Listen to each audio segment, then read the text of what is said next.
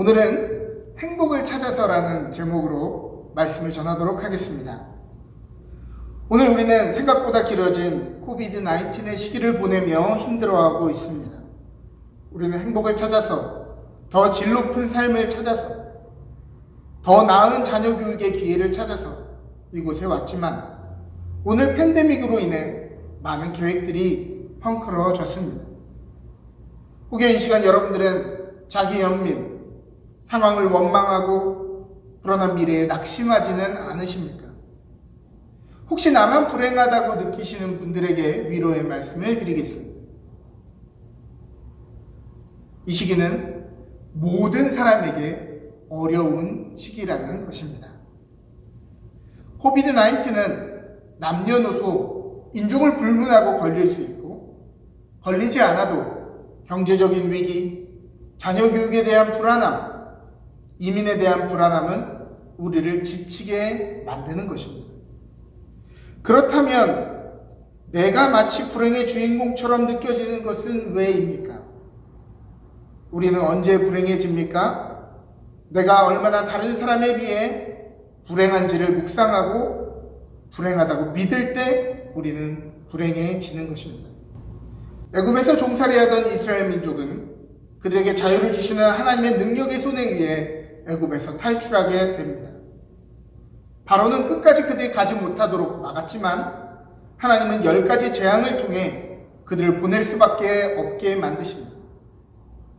이렇게까지 대단한 탈출기를 경험했다면 이제 그들이 기대했던 것은 장밋빛 오아시스와 재빠르게 가나안 땅에 도착하는 것이었을 것입니다. 그러나 웬걸 그들에게 기다리고 있는 것은 그들을 죽이려고 쫓아오는 대제국의 군대였고 열악하기 그지없는 광야의 길이었습니다. 그들은 이후에 사람의 계산으로는 0.1%도 생각해 보지 않은 홍해의 기적을 경험하게 됐으면서도 여전히 그들 앞에 펼쳐진 광야와 기한을 알 수 없는 고단한 여정이 계속되자 탈진했고 모세와 하나님을 원망했습니다. 아무도 여러분 또한 오늘 이 자리에 오기까지 대단한 결심과 그 과정이 진행될 수 있었던 믿기지 않는 에피소드가 하나 둘쯤은 있을 것입니다. 그럼에도 불구하고 지금에 와서 보니 이스라엘의 백성과 같은 마음이 드는 것이죠. 이스라엘 민족은 불평하고 원망하면서 차라리 이집트에서 종살이할 때가 더 좋았을 것이라고 이야기합니다. 거기서는 주인이 먹다 남은 음식이라도 먹을 수 있었기 때문입니다. 내가 이민 나오기 전에는 힘들었어도 내일 뭐 먹을지는 고민하지 않았었는데 이를 박차고 나온 자신을 원망하고 이민 가자고 부추긴 남편을 원망하고 유학 가자고 말한 부모님을 원망하고 있지는 않습니까? 이스라엘 민족에게 광야는 계산되어 있지 않았습니다. 그들은 추상적으로 멀지 않은 기간에 가나안에 도착할 것이라 기대했기 때문입니다. 자신들의 기대와 계획이 실패한 그 자리는 마치 실패의 시간이었고 무가치한 시간이었으며 원망과 불행으로 가득한 시간이었습니다. 혹시 코비드-19을 만난 오늘 우리도 이 시간을 실패의 시간이요 불행의 시간이라 믿고 있지는 않습니까? 오늘 모세는 가데스 바네아를 목전에 두고 각 지파에서 한 명씩 12명의 대표를 보내어 정탐하게 했으나 그들이 보고 온 것은 그곳 거민들이 얼마나 크고 강한지 그리고 그곳의 성이 얼마나 크고 그들의 병거와 말의 규모를 보는 것이었습니다. 이때 모세는 오늘의 본문으로 그들의 민족에게 위로와 격려를 하고 있습니다. 내가 너희에게 말하기를 그들을 무서워하지 말라, 두려워하지 말라. 너희보다 먼저 가시는 너희 하나님 여호와께서 애굽에서 너희를 위하여 너희 목전에서 모든 일을 행하신 것 같이 이제도 너희를 위하여 싸우실 것이며 광야에서도 너희가 당하였거니와 사람이 자기의 아들을 안는 것 같이 너희의 하나님 여호와께서 너희가 걸어온 길에서 너희를 안으사 이곳까지 이르게 하셨느니라. 그런데 그들은 왜 불행해했습니까? 32절, 이 일에 너희가 너희 하나님 여호와를 잊지 아니하였도다. 하나님이 그들을 어떻게 인도하셨는지 잊어버렸고 믿지 않았기 때문입니다. 그러나 하나님은 그들을 어떻게 인도하셨습니까? 33절, 그는 너희보다 먼저 그 길을 가시며 장막 칠 곳을 찾으시고 밤에는 불로 낮에는 구름으로 너희가 갈 길을 지시하신 자이시니라. 하나님이 먼저 그 길을 앞서 가시며 그들을 돌보시기 위해 풀철주야 애쓰셨다는 말입니다. 그 하나님이 우리를 인도하시는 분인 것을 알면서도 우리는 오늘 왜 불안해합니까? 왜 우리 자신을 불행하다고 믿고 이전의 삶이 더 좋았을 것이라고 원망합니까? 2006년 개봉했던 윌 스미스 주연의 행복을 찾아서라는 영화가 있습니다. 이 영화는 크리스 가드너라고 하는 사람의 실화를 바탕으로 만들어진 영화입니다. 주인공 크리스는 의료기기 세일즈맨입니다. 전 재산을 털어 의료기기 방문 판매를 했지만 1980년대 미국의 경기 침체로 인해 빚더미에 앉게 됩니다. 그는 자동차를 압류당했고 집세가 없어 살던 집에서 쫓겨나던 날 지갑을 열어보니 그의 수중에는 21달러 33센트 밖에 없었습니다. 결국 아내마저 떠나버리고 5살짜리 아들만이 남게 되죠. 그는 길거리를 배회하다가 멋진 페라리에서 내리는 근사한 사람에게 당신이 어떤 일을 합니까? 라고 물어보고 그가 주식 중개인이라 하자 자신도 그런 주식 중개인이 되겠다고 결심합니다. 그는 투자회사에 인턴십으로 지원하지만 6개월 동안 급여가 없는 일을 하게 됩니다. 모텔을 전전하다가 그마저도 돈이 없어 쫓겨나 노숙자 시설을 전전긍긍하고 그마저도 자리가 없어 쫓겨났을 때는 지하철 공중 화장실에서 휴지를 깔고 자기도 했습니다. 그는 결국 노력이 인정받아 정직원이 되어 자신이 원하던 것을 이뤄가지만 원하는 것을 얻는 그 자체가 행복이 아니라 꿈을 꾸며 어려운 상황 속에서도 포기하지 않을 수 있었다는 것이 행복이라는 것을 깨닫게 됩니다. 무엇이 행복일까요? 우리는 정말 내가 원하던 것을 이루고 결과를 얻을 때 행복해집니까? 그토록 갈망하는 영주권을 얻고 집을 사고 돈이 많아지고 원하던 자리에 올라가면 우리는 정말 행복해집니까? 만일 그것을 이루었는데도 여전히 나는 행복하지 않다라고 말한다면 우리는 도대체 무엇을 위해 그 노력을 한 것일까요? 이 영화에서 주인공과 그 아들은 역경을 극복한 것도 행복이었지만 돌아보니 그들이 겪었던 어려운 시간들도 그들에게 충분한 행복의 시간이었음을 발견하게 됩니다. 어려운 상황에도 삶은 늘 감사할 만하고 그에 걸맞는 행복이 있었음을 알게 된 것이죠. 많은 사람들에게 가장 중요한 것이 무엇이냐라고 물어보면 많은 사람들이 가족이라고 이야기합니다. 많은 이민자들의 이민 이유를 물어보면 하나같이 자녀와 가족들을 위해 이민을 왔다라고 이야기합니다. 하지만 학원 보내고 늦은 밤까지 바쁘게 공부를 시키면서 자녀들을 다 키워놓고 보니 정작 가족들 안에 함께 공유할 만한 가족의 이야기, 추억이 별로 없었다는 것을 깨닫게 됩니다. 며칠 전에 제가 유튜브에서 빼빼 가족 이야기라는 영상을 보았습니다.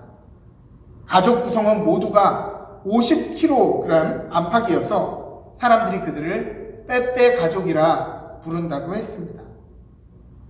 울산에서 디자이너로 일하던 최동익 씨 또한 가족이 중요하다고 믿는 사람이었습니다. 하지만 그들은 서로 바쁘게 살았기 때문에 가족들과의 추억이 별로 없다는 것을 어느 날 깨닫게 됩니다.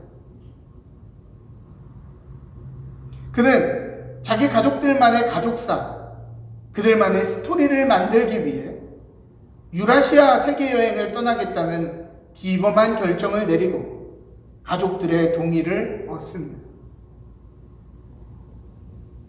그는 울산에 50평 아파트를 팔고 미니버스 한 대를 사서 캠핑카로 개조하여 육로로 유라시아를 횡단하겠다는 계획을 세웁니다. 그러나 어떻게 보면 이것은 무모한 결정이었습니다. 여행을 떠날 때 아이들 나이가 사회에서 말하는 중요한 나이 고3, 고1, 중3이었기 때문이죠. 중요한 시기라는 것은 틀린 말은 아니지만 그들의 생각은 조금 달랐습니다. 지금이 바로 온 식구가 함께 보내야 하는 중요한 시기라고 생각했던 것입니다. 아마도 이 시기가 지나면 뿔뿔이 흩어져 자신만의 인생을 살아야 하는 때가 오기 때문이었죠. 빼빼 가족은 349일 동안 25개 국가, 163개 도시, 5만여 킬로미터를 함께 여행하면서 다양한 나라와 문화 속에서 넓은 시야와 다양한 지식을 쌓았습니다. 당연히 좋은 것만 있었던 것은 아닙니다. 수많은 우여곡절과 위기를 경험했고 예측할 수도 없고 말도 안 되는 돌발 상황과 역경을 함께 부딪혀야 했습니다. 그러나 그때마다 그 상황을 맞닥뜨리고 이겨내는 경험을 통해 그들은 자신감을 얻게 됩니다. 아빠의 권위를 존중하라고 가르친 적은 없지만 그 모든 위기의 상황을 고민하고 부딪히는 아빠를 의지하고 존경할 수밖에 없었습니다. 엄마를 사랑하라고 가르친 적은 없지만 상황 때마다 가족들을 안심시키며 그들에게 안정감을 주었던 엄마가 대체에 불과한 존재임을 그들은 깨달았습니다. 학교를 중퇴하고 여행을 떠난 고3, 고1, 중3 자녀들은 무엇을 얻었을까요? 제일 중요한 시기라고 하는 고3 시기에 여행을 떠난 첫째 딸은 넓은 세상을 경험하면서 자기 자신을 발견하게 됩니다. 또 요즘 학생들에게 유망 직종이 유튜버라고 하는데 딸은 동영상 담당으로 촬영하고 편집하면서 웬만한 프로 영상 편집자보다 더 감각적인 영상을 만들 수 있게 되었습니다. 그 모든 여정이 끝난 후에 그 딸은 전문 영상 공부를 위해 학교에 진학했다는 이야기를 들었습니다. 동년배들에 비해 1년, 2년 뒤처진 것처럼 보였지만 그는 동년배들이 평생 배울 수 없는 것들을 배우게 된 것이죠. 아빠의 내비게이션 역할을 담당했던 둘째는 카자흐스탄 초원에서 말들에게 느꼈던 신비로움 때문에 마필 관리사가 되기로 결정했습니다. 사진 담당 막내는 여행 후반부에는 전문 사진사처럼 사진을 찍게 되었고 지금은 사진 관련 공부를 하고 있다는 이야기를 들었습니다.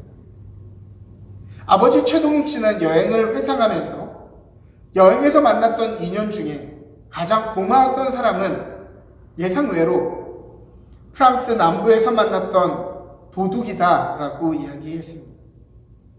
도둑은 돈, 여권, 각종 크레딧 카드, 차량 관련 서류가 들어있는 제일 중요한 문건을 훔쳐갔는데요.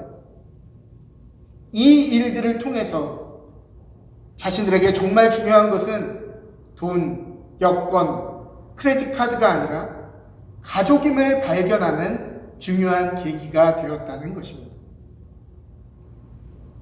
그들은 가족이 되기 위해 길을 떠났고 우여곡절을 함께 길 위에서 겪으며 비로소 자신들만의 이야기를 가진 빼빼 가족이 되어졌다는 것입니다. 얼마 전 아이들이 희귀한 네잎클로버를 찾으려고 애쓰는 것을 보면서 클로버의 꽃말을 설명해 준 적이 있습니다. 희귀한 네잎클로버의 꽃말은 행운이지만 흔하디 흔한 세잎클로버의 꽃말은 행복이라는 것이죠. 그래서 그런지 이전보다 아이들이 네잎클로버를 찾으려고 경쟁하거나 집착하지 않는 모습을 보며 잘 가르쳤다는 생각이 들었습니다. 행복은 늘 우리 가까이에 흔하게 있는 것임을 가르쳐 준 것이죠. 행복은 어디에 있습니까? 원대한 계획을 성취하고 목적을 달성할 때 얻는 것이 아니라 오늘 지금 여기에 우리와 함께 있는 것입니다. 광야 이스라엘 민족은 종살이하던 삶에서 떠나 행복을 찾아 길을 떠났지만 자신들이 계획한 것이 눈에 보이지 않자 원망하고 불행해하고 실패했다고 느꼈습니다. 가나안에 도달하는 것이 목적이라고 생각하면 실패한 것이지만 하나님의 백성으로 훈련되고 그 능력을 경험하는 시간으로의 40년은 결코 긴 시간이 아니었던 것입니다. 가장 번영했던 다윗의 왕조를 포함한 이스라엘 역사를 통틀어서 출애굽 40년의 시간만큼 직접적인 하나님의 보호하심과 능력을 경험하는 시간이 없었다는 것을 우리는 성경을 통해 배웠습니다. 그들의 눈에는 실패의 시간, 불투명한 시간이었지만 하나님은 그때마다 그들을 늘 먹이셨고 그때마다 그들의 삶을 인도하셨고 위기 때마다 하나님의 큰 능력으로 그들을 구원하셨기 때문입니다. 신명기 33장 29절은 다음과 같이 이야기합니다. 이스라엘이여 너는 행복한 사람이로다. 여호와의 구원을 너같이 얻은 백성이 누구냐? 그는 너를 돕는 방패시요 내 영광의 칼이시로다. 내 대적이 내게 복종하리니 내가 그들의 높은 곳을 밟으리로다. 이스라엘이여 너는 행복한 사람이로다. 여호와의 구원을 너같이 얻은 백성이 누구냐? 오늘 코비드-19의 상황 속에 있지만 하나님이 우리들의 가정을 지키시고 우리들의 자녀를 지키시고 때때로 쓸 것과 먹을 것을 공급하십니다. 당장 우리의 계획이 어그러지고 영주권을 어떻게 얻어야 하는지 고민되지만 우리는 비로소 복잡했던 우리의 삶의 계획을 내려놓게 되고 가족들과 더 많은 시간을 보내게 되고 개인 시간을 많이 보내면서 경험하지 못했던 새로운 경험을 하고 있습니다. 또 가족들이 머리를 맞대고 이 역경을 함께 헤쳐나가고 있는 것입니다. 성경은 오늘 우리에게 이야기합니다. 사랑하는 은혜교회의 성도들이여 너희는 행복한 사람이로다. 여호와의 구원을 너희같이 얻은 백성이 누구냐? 아멘.